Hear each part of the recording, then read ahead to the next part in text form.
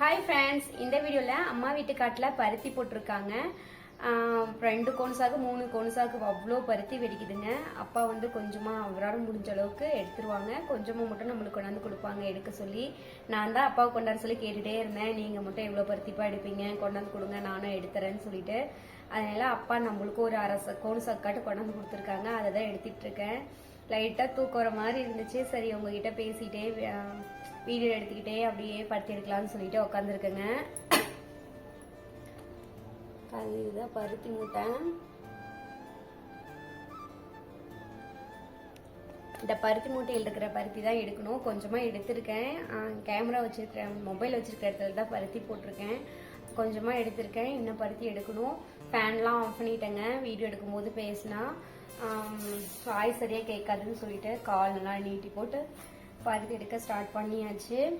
எவ்வளோ நேரத்தில் பருத்தி எடுக்கிறேன்னு சொல்லிட்டு பார்க்கலாங்க. இது ஒரு சேலஞ்ச் மாதிரி கூட வச்சுக்கலாங்க. மணி வந்து கரெக்டாக 1:30. எத்தனை மணிக்குள்ளே பருத்தி எடுக்கிறேன்னு சொல்லிட்டு பார்க்கலாம்.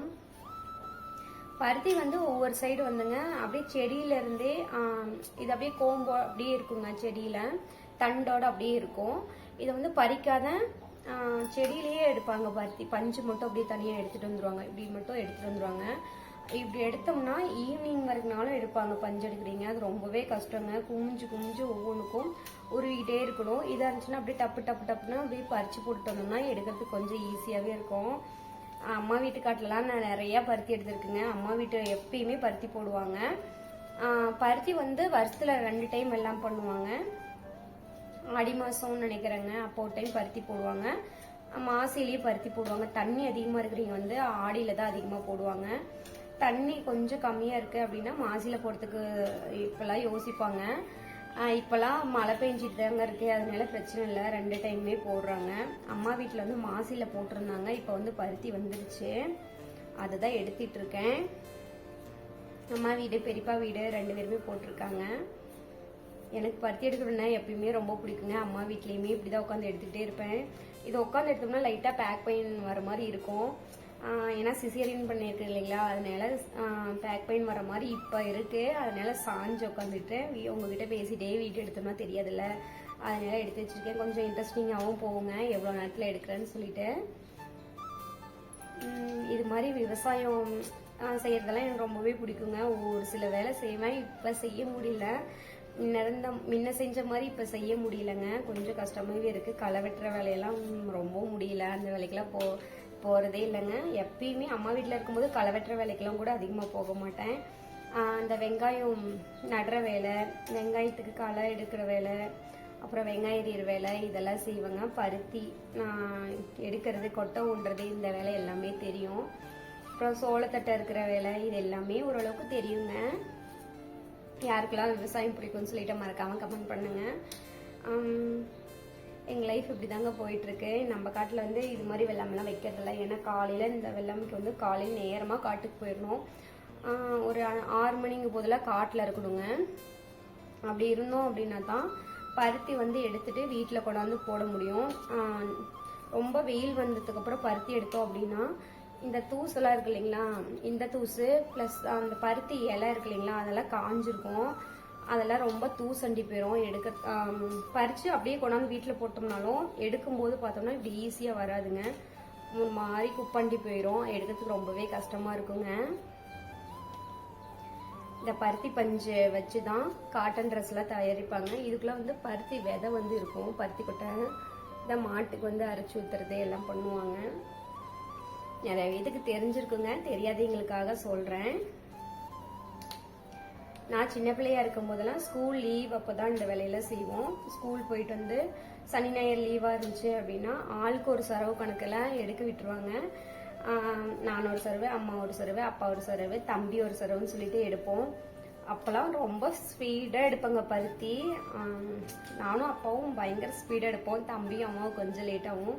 தம்பி அக்காவுக்கு மட்டும் கொஞ்சம் சின்ன சரவாக போயிடுச்சாட்டு இருக்குமா, அக்கா சீக்கிரம் எடுத்துடுறாம்மா அப்படிங்கிற மாதிரி பேசிகிட்டு இருப்போம். அப்படி கலாச்சிட்டே அப்படி பேசிக்கிட்டே யார் ஃபர்ஸ்ட்டு செய்வாங்கிற மாதிரி போட்டி போட்டு செய்வாங்க. தம்பி இப்போ வேலைக்கு போகிறான். அவனும் ஃப்ரீயாக இருக்கிறப்ப பருத்தி எடுப்பான்.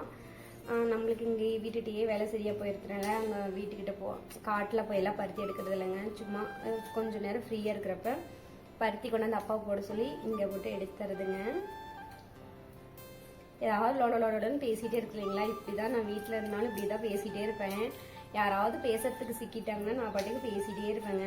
ஏதாவது ஒன்று பேச்சு துணைக்கு யாராவது இருந்துட்டாங்கன்னா போதும், ஏதாவது ஒன்று பேசிட்டு அப்படியே வேலை செஞ்சுட்டே இருப்பேன். பேசுறதுக்கு ஆள் இல்லை அப்படின்னா மொபைல் எடுத்து வச்சு ஏதாவது ஒரு வீடியோ, எனக்கு பிடிச்ச வீடியோ ப்ளே பண்ணி விட்டுட்டு கேட்டுகிட்டே வேலை செஞ்சிட்டு இருப்பேங்க.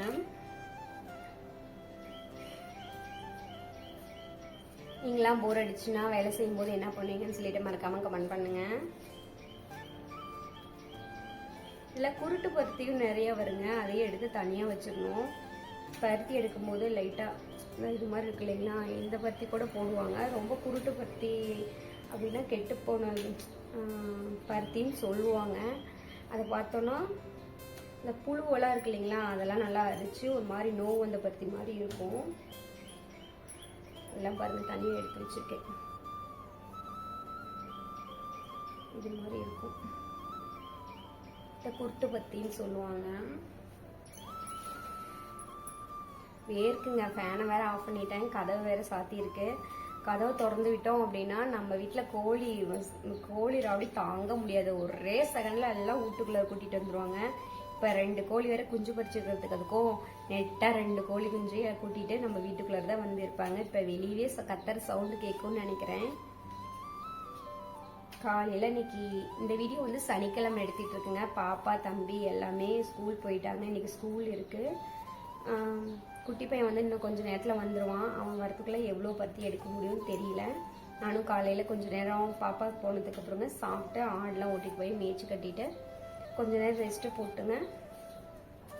மறுபடியும் இப்போ தான் பருத்தி எடுக்கலாம்னு சொல்லிட்டு உட்காந்துருக்கேன்.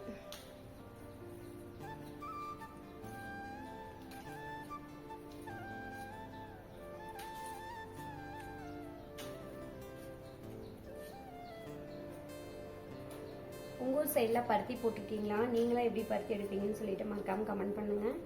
ஒவ்வொரு ஊர் சைட்லாங்க அப்படியே செடியிலேயே எடுத்துகிட்டு வந்துடுவாங்க. காலையிலேருந்து ஈவினிங் வரைக்கும் எடுப்பாங்க. ஆனால் எங்கள் ஊர் சைடில் அப்படிலாம் இல்லைங்க. காலையில் ஒரு 5:30-6 மணிக்கெல்லாம் காட்டுக்கு போயிட்டாங்க அப்படின்னா நேரமாக எடுத்துகிட்டு வந்துடுவாங்க.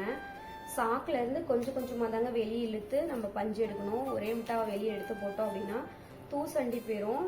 பருத்தியில் வந்து ஒரு நப்பு மாதிரி இருக்கும். இப்படி சாக்கில் இருந்து ஒரே எடுத்து நம்ம பருத்தி எடுக்கிறதுக்கு வந்து நல்லா இருக்கும். சாக்குக்குள்ள இருந்து பருத்தி எடுத்து வச்சு பஞ்சு எடுக்கிறதுக்கு நல்லா இருக்குங்க. வெளியெல்லாம் எடுத்து போட்டோம் அப்படின்னா அந்த ஈரப்பதம் வந்து போயிடும். பருத்தி எடுக்கிறதுக்கு வந்து ரொம்ப கஷ்டமா இருக்கும். தூசெல்லாம் அண்டி போயிருங்க. நம்ம வீட்டு குட்டீஸ்லாம் ஸ்கூல் போயிட்டு வந்ததும் போட்டு எடுத்துட்டு இருந்தாங்க. மூட்டை மேலே ஏறி உட்காந்துட்டு ராவடி பண்ணிட்டு இருப்பாங்க. அவங்க வரத்துக்குள்ள மோஸ்ட்லி எடுத்துடணும்னு நினைக்கிறேன். பார்க்கலாங்க என்ன பண்ணுவேன்னு சொல்லி தெரியல. மாமாவுக்கும் இன்னைக்கு டே ஷிஃப்ட்டு, அவரும் காலையில் வேலைக்கு போயிட்டாங்க. நாளைக்கெல்லாம் குட்டி பையன் குட்டி பாப்பா எல்லாருமே வீட்டில் இருப்பாங்க. நாளைக்கெல்லாம் டைம் போகிறதே தெரியாதுங்க. இன்னைக்கு தான் கொஞ்சம் போர் அடிக்கிற மாதிரி இருக்கு. நம்ம யூடியூப் சேனலில் எனக்கு நிறையா ஃப்ரெண்ட் கிடச்சிருக்கீங்க. நிறைய பேர் நல்லா என்கரேஜ் பண்ணுறீங்க. இதே மாதிரி தொடர்ந்து உங்கள் சப்போர்ட்டை எனக்கு கொடுத்துக்கிட்டே இருங்க. என்னால் முடிஞ்ச அளவுக்கு நல்ல வீடியோவாக எடுத்து உங்களுக்கு தரேன். எது மாதிரி வீடியோஸ் வேணும்னு சொல்லிட்டு மறக்காமல் கமெண்ட் பண்ணுங்கள்.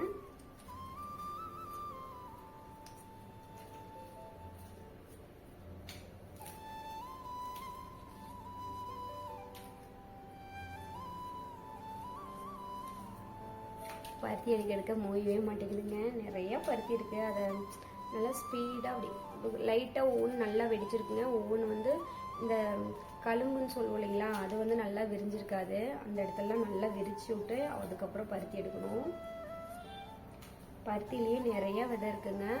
பருத்தி கொட்டை வாங்கும் போதே அதெல்லாம் சொல்லி வாங்குவாங்க. எனக்கு தெரிஞ்சது சுரபின்னு சொல்லுவாங்க. அதுதான் ஒரு ரகம் தெரியும். இந்த ரகம் வந்து வேற ரகம்னு சொன்னாங்க. பருத்தி இந்த பஞ்செல்லாம் எடுத்துங்க ஒரு குட்டானமாக போட்டு வச்சுருப்பாங்க. ஒரு 4 மூட்டை 5 மூட்டை பருத்தி கொஞ்சம் அதிகமாக சேர்ந்ததுக்கப்புறம் எங்கள் ஊரில் வந்து கொங்கனாவரம் தாங்க கொண்டு போவாங்க. கொங்கனாவரத்தில் வந்து பெரிய பருத்தி கிரௌண்ட் வந்து இருக்குது. அங்கே தான் கொண்டு போவாங்க. அங்கே கொண்டு போயிட்டு அட்டி மாதிரி போட்டு வச்சுருப்பாங்க. டோக்கன் நம்பரில் கொடுத்துட்டு வந்துட்டாங்கன்னா அடுத்த நாள் போகணும் அப்படின்னா ஏலத்தில் வந்து பருத்தி விடுவாங்க. எவ்வளோ ஏலம் போகுதுன்னு சொல்லிட்டு வியாபாரிங்களாம் வந்துட்டு ஏலம் கூடுவாங்க. அவங்க வந்து ஏலம் கூடிட்டு எவ்வளோக்கு நம்ம பருத்தி தீருதோ அவ்வளோக்கு வந்து எடுத்துக்குவாங்க. இப்போ வந்து 1 கிலோ பஞ்சு வந்துங்க 75 ரூபா 80 ரூபாய்க்குள்ளே போகுதுன்னு சொன்னாங்க.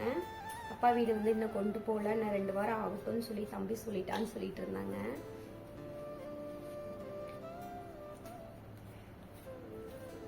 அப்பா காட்டில் சூப்பராக வேலை செய்வாருங்க. எல்லா வேலையும் அப்பாட்ட இருந்து கற்றுக்க வேண்டிய வேலை நிறையா இருக்குங்க. கொஞ்சம் அள்ளிக்கிறேங்க பஞ்சு. அப்பா வந்து காட்டு வேலையில சூப்பராக பண்ணுவாங்க. நல்லா ஸ்பீடாக செய்வாங்க. ஆனால் அந்த வேலை வந்து அவ்வளோ நீட்டாக இருக்கும். அவ்வளோ சூப்பராக செய்வாங்க. அம்மாவும் வேலை செய்வாங்க. அம்மா விட அப்பா தான் ரொம்ப அப்படியே படப்படன்னு துருன்னு இருப்பார். அப்பாட்ட வேலை செய்கிறது பார்க்கும்போது ரொம்ப நல்லாயிருக்கும். காட்டு வேலை செஞ்சு அப்பா ரொம்ப இழைச்சிட்டாருங்க. ரொம்ப பார்த்தோம்னா லீன் ஆகிட்டாரு. அப்பாவுக்கும் இப்போ 55 வயசுக்கு மேலே ஆகுதுங்க. ஆனாலுமே காட்டு வேலை இன்னுமே செஞ்சுட்டே தான் இருக்காங்க. எந்த ஒரு வேலைக்காக இருந்தாலும் சரிங்க, ஆளே விட மாட்டாங்க. இப்பயுமே காடு வந்து ஒரு 3-4 வயலுக்கு மேலே போட்டிருக்காங்க. பருத்தி எடுக்கிறதுக்கு வந்து ஆள் வந்து யாரையுமே விட்டுறதில்ல. அப்பா முடிஞ்ச அளவுக்கு எடுப்பாங்க. அம்மா வந்து வீட்டு வேலையை செஞ்சுட்டு அம்மாவும் வந்து எடுப்பாங்க. கூட மாட தம்பியும் வந்து சப்போர்ட் பண்ணுவான்.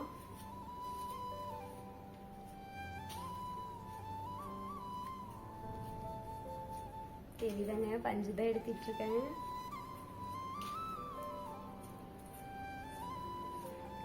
லைவ் போடலான்னு சொல்லிட்டு இருக்கேங்க. கொஞ்சம் சரியா இருக்கு, எப்படி பேச போறோம் எப்படி பண்ண போறோம்னு சொல்லிட்டு நிறையவே லைவ் போட்டுமான்னு சொல்லி கேட்டதுக்கு போடுங்க சிஸ்டர்னு சொல்லியிருந்தீங்க. கண்டிப்பா போடுறேங்க. மாமா வந்து இந்த வாரம் பகல் ஷிஃப்ட் போயிட்டு இருக்காங்க. ஈவினிங் ஆனால் நம்ம வீட்டு குட்டி வாண்டுகளாக இருப்பாங்க. அவங்கள வச்சுட்டு லைவ் போடும்போது கொஞ்சம் சத்தம் இல்லாத கொஞ்சம் ஃப்ரீயாக போட்டால் நல்லாயிருக்கும்னு ஃபீல் பண்ணுறேன். பார்க்கலாங்க. கண்டிப்பாக இந்த ஒரு வாரத்துக்குள்ளே கண்டிப்பாக லைவ் வரும். உங்கள் எங்கிட்ட ஏதாவது கேட்க வேண்டிய கேள்வி ஏதாவது இருந்துச்சுன்னா யோசிச்சு கேளுங்க.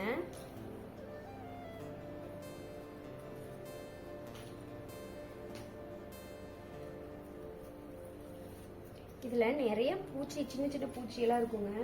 காட்டிலேயே இருக்கும். பார்த்தோம்னா சின்ன சின்ன பூச்சி நிறைய இருக்கும். அது பார்த்தோம்னா அப்படியே ஊறுற மாதிரியே இருக்கும் பருத்தி எடுக்கும்போது.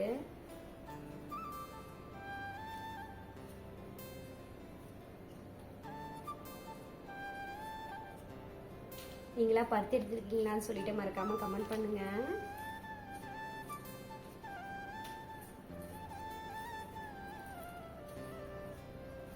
என்ன பேசுறதுனே தெரியலங்க. சரி, பருத்தி எடுத்துட்டு இருக்கேன்.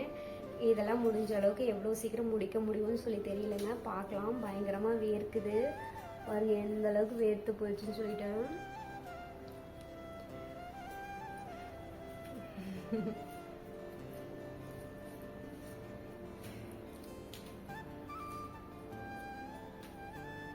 சரிங்க, நான் காட்டுறேன். இப்போ உங்ககிட்ட பேசிட்டு எவ்வளோ பருத்தி எடுத்துருக்கேன்னு சொல்லிட்டு. இல்லை, இன்னும் அரை சாக்கு காட்டுருக்குங்க. இந்த சைடு பாருங்க, பருத்தி பஞ்சு எவ்வளோ பருத்தி எடுத்திருக்கேங்க பேத்துக்கு. இல்லைங்க, பார்த்தா நல்லாவே தெரியும். குட்டி குட்டி பூச்சி பாருங்க, எவ்வளோ பூச்சி இருக்குன்னு சொல்லிட்டு.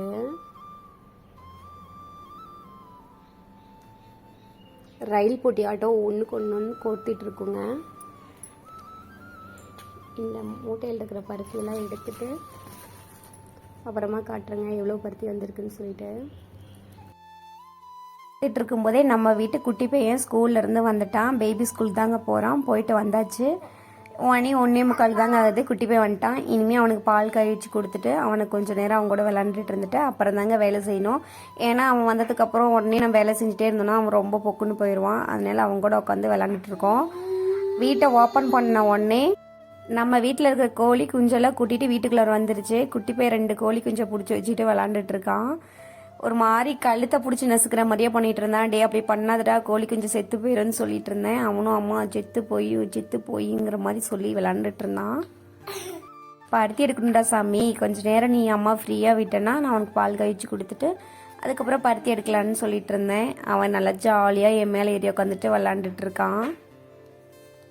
குழந்தைங்க ஸ்கூல்லேருந்து வந்ததுக்கப்புறம் அவங்க கூட கொஞ்ச நேரம் விளாண்டுட்டு அவங்க மைண்டை ஃப்ரீயாக வச்சுருந்தோம் அப்படின்னா நம்மளை வேலை செய்ய விட்டுருவாங்க. அவங்க விளாட்றத பார்க்காம நம்ம பாட்டுக்கு வேலை செஞ்சுட்டு இருந்தோம் அப்படின்னா ஏதாவது எடுத்து போட்டு எல்லாம் நோண்டி விட்டுருவான். அதனால அவங்க கூட கொஞ்சம் நேரம் உட்காந்துட்டு ஜாலியாக பேசிட்டு விளாண்டுட்டு இருக்கேங்க. இப்போ என் ஸ்கூல்லேருந்து வந்ததுக்கு அப்புறங்க பயல் இருக்கிற எல்லா பருத்தியும் எடுத்து வெளியவே போட்டாச்சு. அப்போ தான் பை மேலே இருப்பான். ஸ்கூல் போயிட்டு வந்துட்டாரான் சாரு. தண்ணி வேணுமா எங்கிட்ட கொண்டு வந்து திறந்து தர சொல்கிறான். என்னமே கொடிடி மணி பாரு 1:45. என்னம்மா அப்படியே குடிமா பாட்டில.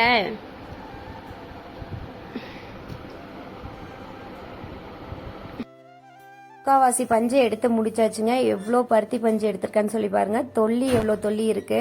இது எல்லாமே நானே ஒரே ஆளாக உட்காந்து எடுத்தேன். குட்டி பையன்கிட்ட அப்படியே பேசிட்டு அவங்ககிட்டையும் பேச்சு கொடுத்துக்கிட்டே எடுத்திருக்கேங்க. சாக்குல இருந்து நம்ம பருத்தி அள்ளி பொரிக்கும் போதுங்க கொஞ்சம் பருத்தி நப்பா இருக்கும், பொரிக்கிறதுக்கு நல்லா ஈஸியாக இருக்குங்க. வெளியே எடுத்து போட்டு பறித்தோம் அப்படின்னா கொஞ்சம் பருத்தி காஞ்சி போன மாதிரி ஆயிரும், எடுக்கிறதுக்கு கொஞ்சம் நல்லா இருக்காது. இன்னும் கொஞ்சம் தாங்க இருக்கு. மோஸ்ட்லி எல்லா பருத்தியுமே எடுத்து முடிச்சாச்சு. ஹாய் ஃப்ரெண்ட்ஸ், பருத்தியெல்லாம் எடுத்து முடிச்சாச்சு. சாக்கில் இருந்த பருத்தி எல்லாமே காலி பண்ணியாச்சுங்க. இது வந்து பருத்தி தொல்லி. பருத்தி பாருங்க எவ்வளோ பருத்தி எடுத்திருக்கேன். இந்த பருத்தியில் எடுக்கிறதுக்கு கிட்டத்தட்ட எவ்வளோ டைம் ஆச்சுன்னு சொல்லிட்டு நீங்களே பாருங்கள். 4:10 ஆயிடுச்சுங்க. ஒரு 3/4 மூட்டை பருத்தி எடுக்கிறதுக்கு இவ்வளோ டைம் ஆகுது. இந்த வீடியோ உங்களுக்கு பிடிச்சிருந்துச்சுன்னா மறக்காமல் லைக் பண்ணுங்கள். ஓகே பாய்ங்க.